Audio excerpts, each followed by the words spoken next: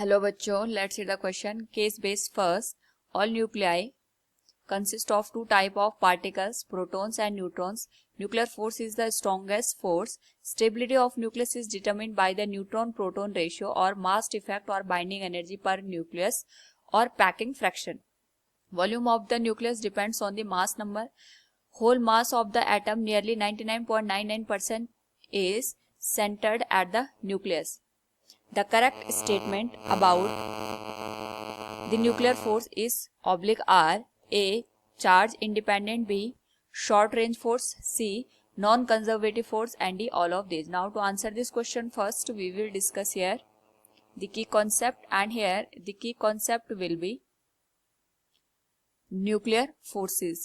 तो जब हम बात करते हैं न्यूक्लियर फोर्सेस की, तो वी हैव टू रिमेम्बर कि हमारे पास यहाँ पे जो कोई भी एटम होता है उसके सेंटर में न्यूक्लियस प्रेजेंट होता है. न्यूक्लियस में प्रोटॉन एंड न्यूट्रॉन प्रेजेंट होते हैं. नाउ यहाँ पे जब हम बात करते हैं न्यूक्लियस की, तो सारा का सारा जो मास होता है एटम का वो सेंटर पार्ट यानी न्यूक्लियस पे ही सेंटर्ड होता है. और हमें ये भी ध्यान रखना है कि यहाँ पे अगर हम बात करें प्रोटॉन की, तो प्रोटॉन पे पॉजिटिव चार्ज होता है और न्यूट्रॉन यहाँ पे चार्ज से इंडिपेंडेंट होते हैं, यानी ये न्यूट्रल हमारे पास यहाँ पे पार्टिकल होता है. अगर हम यहाँ पे ऑब्जर्व करें तो हमारे पास किसी भी एटम के न्यूक्लियस में more than one proton available होते हैं हाइड्रोजन को छोड़ करके. तो उस पर्टिकुलर केस में अगर हम देखें तो प्रोटॉन पे पॉजिटिव चार्ज होता है, वो दूसरे प्रोटॉन को यहाँ पे रिपेल करेगा. स्टिल यहाँ पे हमारे पास जो प्रोटॉन होते हैं वो इतने छोटे से पोर्शन में सेंटर्ड होते हैं. तो उस पर्टिकुलर केस में यहाँ पे एक प्रोटॉन दूसरे प्रोटॉन को रिपेल तो करता है, लेकिन यहाँ पे इसके अलावा एक और फोर्स एग्जिस्ट करता है जो कि यहाँ पे हमारे पास प्रोटॉन के रिपल्सिव फोर्स को भी डोमिनेट कर देता है. उस पर्टिकुलर फोर्स को हम यहाँ पे न्यूक्लियर फोर्स का नाम देते हैं. तो न्यूक्लियर फोर्स हमारे पास इंडिपेंडेंट होता है ऑफ द चार्ज, यानी प्रोटॉन और प्रोटॉन के बीच हो गया, न्यूट्रॉन और न्यूट्रॉन के बीच हो गया. प्रोटॉन और न्यूट्रॉन के बीच में जो फोर्स यहाँ पे एग्जिस्ट करता है उसे हम न्यूक्लियर फोर्स का नाम देते हैं. तो यहाँ पे जो हमारे पास न्यूक्लियर फोर्स होता है वो चार्ज से इंडिपेंडेंट क्वांटिटी होती है. पहली बात तो हमें ये ध्यान रखना है. दूसरा, यहाँ पे क्योंकि न्यूक्लियस की जो रेडियस होता है, हम ये कह सकते हैं वो 10⁻⁻15 मीटर की रेंज का होता है. इतने छोटे से पोर्शन में ही हमारे पास जो चार्ज पार्टिकल होते हैं वो कंसंट्रेटेड होते हैं. तो हम ये कह सकते हैं कि हमारे पास जो न्यूक्लियर फोर्स है ये अपने आप में शॉर्ट रेंज फोर्स कंसिडर किए जाते हैं.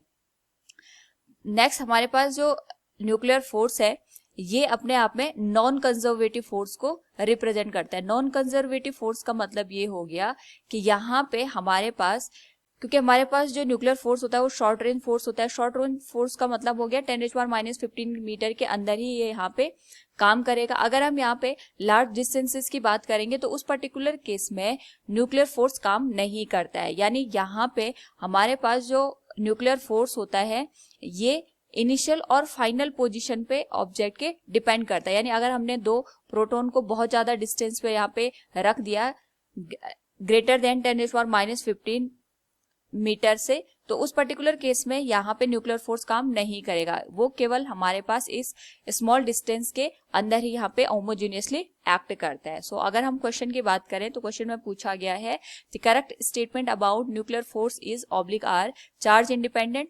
क्योंकि न्यूट्रॉन पे हमारे पास कोई भी चार्ज नहीं होता है, स्टिल यहाँ पे न्यूट्रॉन और प्रोटॉन के बीच या न्यूट्रॉन के बीच में न्यूक्लियर फोर्स एग्जिस्ट करता है. सो it is correct one. Short range force, क्योंकि यहाँ पे अगर हम डिस्टेंस बढ़ा दें न्यूट्रॉन और प्रोटॉन के बीच की, तो यहाँ पे न्यूक्लियर फोर्स हमें देखने को नहीं मिलता है. सो it is also correct one. Non conservative forces, क्योंकि शॉर्ट रेंज फोर्स होता है इसलिए नॉन कंजर्वेटिव फोर्स यहाँ पे कंसिडर किए जाते हैं. So it is also correct one. So from the given question we can say here all the options are correct. Option D will be the right answer. Hope all you understood it. Thank you and best of luck.